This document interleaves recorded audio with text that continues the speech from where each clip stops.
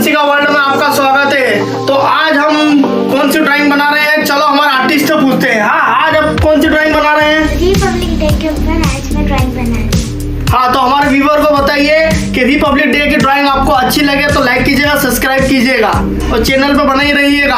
अब करते हैं हम ड्राइंग को स्टार्ट, चलो।